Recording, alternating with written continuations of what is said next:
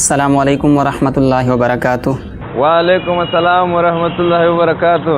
جی رورا څنګه یې خیه کور کې مخیریت ته کشران مشران واړه خدي الحمدلله استاد واده ته ښه جوړې بخیر. جی رورا وایا څنګه دې کال وکړو 10 محرم په ورځ 4 رکعات نفل کوي داغه طریقه کار څه تر دي ما څنګه ور دي هغه راوښه. جی جی بالکل بالکل چې کوم سړی د عاشورې په شپې باندې یعنی د 10 محرم الحرام په شپې باندې 4 رکعات نفل وکي په دې طریقه باندې چې هر رکعت کې د الحمد شریف نبادا یوزل آیت الکرسی اچھا او 3 ځله سوره اخلاص وایي او چې کله د منځ نه فارغ شي اچھا هغې نه پس چې 100 ځله سوره اخلاص وایي نو د دې نفل کولو والا به ټول ګناهونه معاف شي او په جنت کې به بے انتہا نعمتونه ورته ملاویږي. بالکل بالکل بالکل جی یاد به دی وی کنه انشاءاللہ انشاءاللہ. جی جی او یو بل خبره جی اتم نم او لسم محرم الحرام کې د دعوت اسلامی مدنی قافلے سفر کوي نو تا ته هم دعوت تا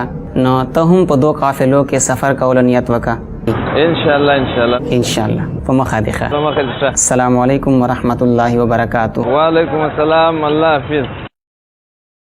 ارسلان بھائی مجھے ایسا لگا جیسے آپ عاشورہ کے حوالے سے گفتگو فرما رہے تھے. جی جی ایک عزیز کی کال تھی شب عاشورہ یعنی 10 محرم الحرام کے نوافل کے بارے میں پوچھ رہے تھے تو اس کو نوافل کے بارے میں بتا رہا تھا.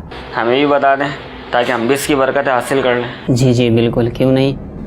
جو کوئی عاشورہ کی رات یعنی 10 محرم الحرام کی رات 4 رکعت نماز نفل پڑھے اس ترکیب سے کہ ہر رکعت میں الحمد کے بعد آیت الکرسی 1 بار اور سورہ اخلاص 3 بار پڑھے اور نماز سے فارغ ہو کر 100 مرتبہ سورہ اخلاص پڑھے تو گناہوں سے پاک ہوگا اور بہشت میں بے انتہا نعمتیں ملیں گی. سبحان اللہ.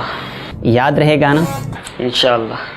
آپ نے خود بھی یاد رکھنا ہے اور اپنے دوستوں کو بھی ان کو بھی یہ نوافل بتانے ہیں انشاءاللہ. یہ محرم الحرام کے حوالے سے شیخ طریقت امیر اہل سنت بانی دعوت اسلامی حضرت علامہ مولانا ابو بلال محمد الیاس عطار قادری رضوی ضیائی دامت برکاتہم العالیہ کا ایک رسالہ ہے امام حسین کی کرامات. آپ اس کا مطالعہ فرما لیجئے. عاشورہ کے حوالے سے بہت مفید معلومات آپ کو ملیں گی اور آپ ہی کا لکھا ہوا دوسرا رسالہ حسینی دلہا آپ اس کا مطالعہ فرما لیں. اور 8 9 10 محرم الحرام کو دعوت اسلامی کے مدنی قافلے بھی سفر کریں گے تو آپ بھی ان مدنی قافلوں میں سفر کرنے کی نیت فرما لیجئے انشاءاللہ.